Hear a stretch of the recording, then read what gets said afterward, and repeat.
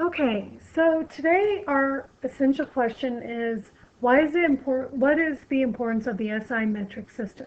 So in science, we use the metric system. And so what we're going to learn about today is why in science we use the metric system and why it's so important. So this is learning target 1.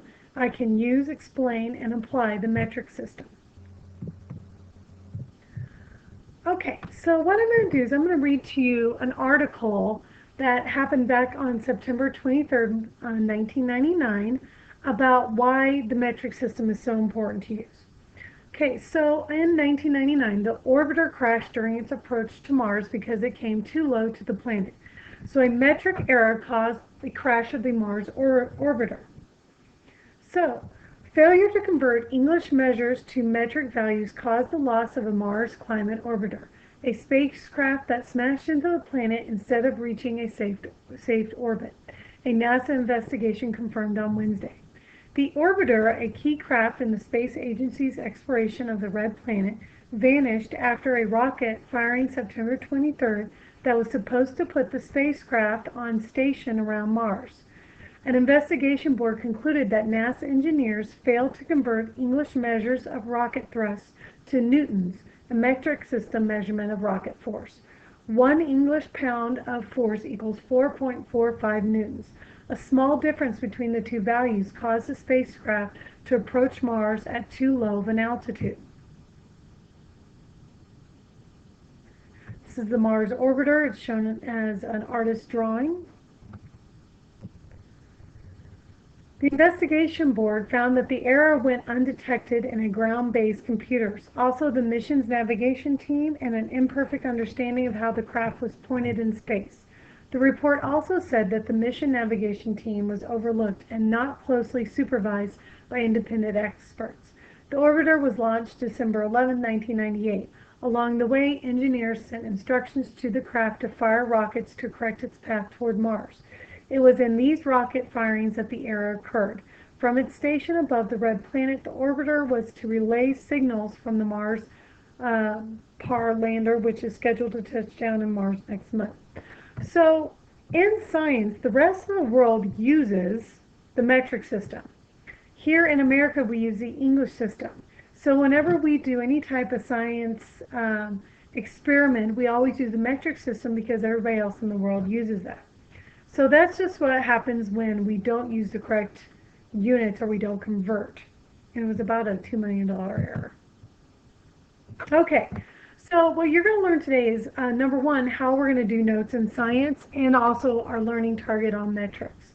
So the first thing you always do when you take Cornell notes in science, at the top of your page, you're always going to want to put the notes, colon, and then your essential question.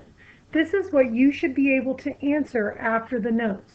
So our essential question for today is, what is the importance of the SI metric system? So you'd put that at the top. Now, you can draw this line, but there's already a line at the top of your page, so you don't need to. But what you do need to do is divide your paper up. Now, when you divide your paper up, do not do it completely in the middle of the page. Your questions for your notes are going to go on the left-hand side. Make this the smaller section. So you don't need a whole lot of room for the questions. You need a lot more room for the notes, which are going to go on the right-hand side of the line. So scoot your line over on your note page and just leave a little bit of room for questions. You want a majority of the room off to the right-hand side of the line for your notes. So in science, what I usually do is I give you the notes, and then you have to write the questions that go with the notes. And if you notice, I've numbered each point in our notes. So if you look here, I've got number 1 and then number 2, and below you'll see 3 and 4. I always number this, so then I know, okay, number 1, these are the notes that go with question 1, which you will start writing on your own. So let's look at question 1. Why do we use the SI in science? So you're going to want to write that on your left-hand side of the line. And then on the right-hand side, you're going to want to write the notes. SI in science. Okay, so what we're going to do is we're going to make sure that we underline, okay, hold on just a second. So on the notes on the right-hand side, you're always going to want to underline key terms. Okay, so the key term that we have right here is SI in science. That's what the notes are going to be about. It's also what the question is about. So you're going to want to write number 1, SI in science. Okay, so why do we use the SI in science? We use it because everyone else uses the metric system. So we have to collaborate with people in different countries when we do science experiments. So it's easier to just use the metric system because everybody else in the world uses it. And that way we don't have to convert every time we do an experiment. So that's why in science we use the metric system, because everybody else in the world uses it. Okay, so that's what you would put in your notes. Number 1 is your question, why do we use SI in science? And then you put number 1 on the right-hand side of the line. These are your notes with this underline, SI in science. Okay, now we're going to go to number 2. Number 2, what are the base units for the metric system? So if you notice, we've got number 2 goes with the question number 2, and they're lined up. Please make sure you do that in your notes. So notice I've underlined the key term, base units, because that's what our question is asking about. So there are 3 base units for the metric system: meter, liter, and gram. You've probably heard of these before. And in parentheses, I have given you the symbol for each unit. So meter, the symbol is M, liter is L, grams are G. Okay, now we're going to go on to the third part of our notes, which the question is, what are our base units used to measure? So notice the notes, I've got measure underlined, then I've got our base units, meter, liter, and grams. So we use the meter to measure distance and length. We use the liter to measure volume, and we use grams to measure mass, not weight. Mass and weight are 2 different things, which we will get into a little bit later. Okay, so let's take a look at just to give you an idea of what a meter, liter, and gram is. So 1 meter is about 40 inches. Okay, then you have smaller and larger units to measure a meter. A centimeter is smaller than a meter. 1 centimeter is about 0.39 inches. Okay, then if we want to go bigger than a meter, we go to a kilometer. 1,000 meters is 1 kilometer. 1.6 kilometer is our 1 mile, or 5,280 feet. Okay, remember Denver is the mile-high city. It's 5,280 feet high from sea level. Okay, so it's also 1.6 kilometers high. Okay, just give you another idea, 9.9 times 10 to the 13 kilometers is 1 light year. That's huge. Okay, airport runways, to give you a visual, are about 4 to 5.5 kilometers in length, or 4,000 to 5,500 meters in length. So that's how long an airport runway is. Now, if you take an aircraft carrier runway, these are the ones that the planes take off from the ocean, they're smaller. They're only about 305 meters. Okay, a gram is 0.002 pounds. 1 gram is usually about the mass of a paperclip or a peanut. So 1 gram is about a paperclip or a peanut. It's not that much. If you take 1,000 grams or 1 kilogram, that's like a baseball bat or a pineapple or a bag of flour. That's 1 kilogram, which is bigger than a gram. Kind of like 1 kilometer was bigger than 1 meter. 1,000 grams equals 1 kilogram, just like 1,000 meters equals 1 kilometer. Okay, 200 kilograms will give you about the mass of a lion. Okay, then we get into our unit of measurement for liter, which measures volume. Volume is the amount of space something takes up. And I think I forgot to mention mass, which is grams. Mass is how much matter is in an object. So when we say 1 gram, this paper clip has that much matter inside it, 1 gram. So a liter, okay, is equal to 4.2 cups, 33.8 ounces, or 1.05 quarts. The cups, ounces, and quarts is the English system that we will not use when we do science. We will use liters because that's the metric system that everybody else uses.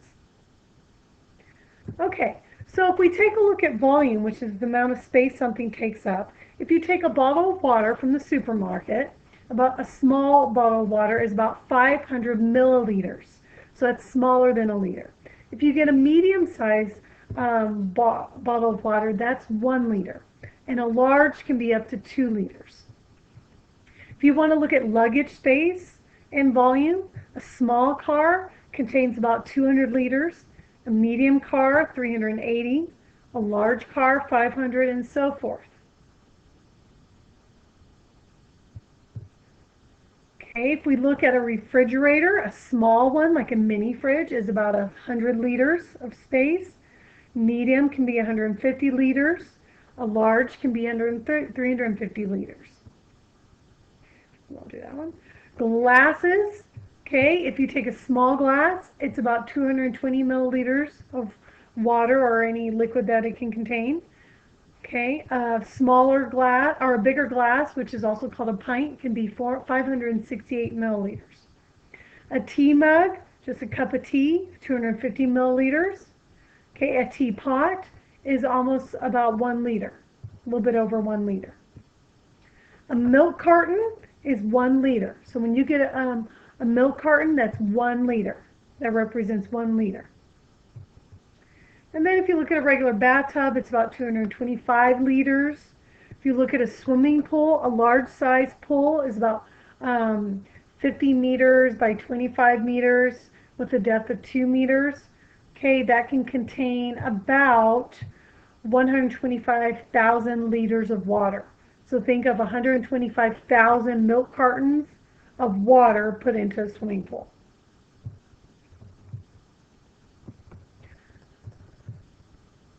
Okay, so hopefully that gives you an idea on what meter, liter, and grams, what they look like, what they're used to measure. Okay, so number 4, what instruments do we use in the metric system? So if you notice again on number 4, I underline instruments because that's the key term. To measure distance, which is what our meter is used for, we use a ruler. A liter, we will use something called a graduated cylinder, which looks like this right here. This is our graduated cylinder. I'll get into a meniscus point in just a minute. Or we sometimes use a beaker. The graduated cylinder is a little bit more accurate than a beaker. A gram, when we use to measure mass, we're going to use a balance. Okay, so now we're going to talk about how you read the different instruments to measure that we use to measure in the metric system. So when you look at a ruler, okay, usually a ruler is broken up into centimeters. Okay, 100 centimeters make up 1 meter. Okay, so when we look at this, okay, and this we're just going to go to where the red line is. If you look, 1, 2, 3, 4, those are centimeters. In between those are what we call millimeters. Okay, now when we want to record what this is saying, we're going to look, we know it's between the 2 and the 3. This longer hash mark is halfway, so that's 2.5. Now, each line represents a point, so that's going to be 2.1, 2.2, 2.3, 2.4, 2.5, 2.6, 2.7, 2.8, 2.9, 3. So we're counting by 10. It's really easy to use the metric system because it's always based on powers of 10. So this line right here is at 2.3. So we would write that like this. Okay, we would write 2.3, and that is the distance of that red line. And then we would put after it centimeters. You always want to put the unit. Otherwise, I don't know what 2.3 stands for. 2.3 could represent mass, volume, or distance. This right here tells you centimeters is distance because meters is the base unit for distance. Okay, again, if we look at this nail, we've got centimeters. It comes to 5.1. So you would write 5.1 centimeters, cm, as the distance of this nail. Okay, now when we start using a balance, okay, a balance is used to measure mass, which is going to always be measured in grams. So what you do is and you're going to get a lot of practice with this, you put these little balance waders where they need to go to get everything lined up, and you're going to get practice with that. What I'm going to show you is how to read this. So you always take the larger number first. So we've got 300 is what the larger one's on. Okay, the next largest one is your tens, so I'm going to put 70. Notice I'm lining up my numbers. And then you come down here and you look at the ones. So we've got it's between 3 and the 4. You read it just like you did the ruler. It's going to be, here's our halfway point. So it's at 3.123. So I'm going to put up here 3.3. Then what you do very easily is you add those together. So I'm going to put my decimal after these, put the 0 in so it's easier to read, put my decimal down here. Okay, so you add it up. So it's going to be 3, 3, 7, 3. So the mass of this object is 373.3 grams. We're going to put the G afterwards because that's the unit that is measured in a balance. Okay, the next thing you're going to use is on volume, which is liters. Now, a graduated cylinder is usually in milliliters because liters are really big. So a graduated cylinder is always, the unit is always going to be milliliters, which is smaller than a liter. Okay, about 1,000 milliliters make up a liter. Okay, so when you look at this, I mentioned earlier the meniscus point. Well, whenever you have a liquid, the liquid will always dip down and raise up on the sides like this. Okay, the meniscus is the bottom point. That is what you do the reading off of. You do not read at the top here. Okay, so this point right here is not how you measure the volume. So if we look here, we're at 50 to 60. So this is going to be 51, 52, 53, 54, 55, halfway, a little bit longer, 56, 57, 58, 59, 60. Again, we're just counting by ones here. So the bottom meniscus point is at 53. So you would record this volume as 53 milliliters. That's how much liquid is in this graduated cylinder. And we'll do one more. Okay, now this one's a little bit different. Sometimes graduated cylinders don't count by ones. We've got 6 and 8. So right here, this midpoint has to be 7, not 6.5. So this graduated cylinder is counting by something a little bit different. Okay, it's counting by 2s, 0.2. So this is 6.2. 6.4, 6.6, 6.8, 7, 7.2, 7.4, 7.6, 7.8, 8. Okay, so again, we're going to look at the bottom of the meniscus right here for the liquid. Okay, the bottom is right here.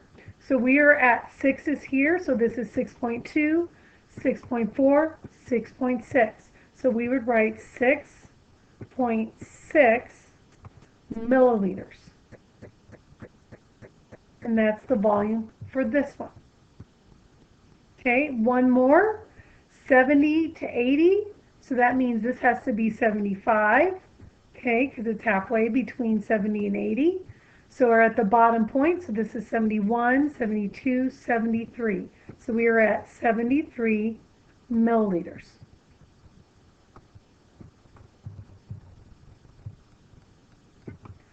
Okay, so, and if you still are a little bit confused on how to use those instruments, you can always pause and go back and look at the video again. Okay, all right, number 5.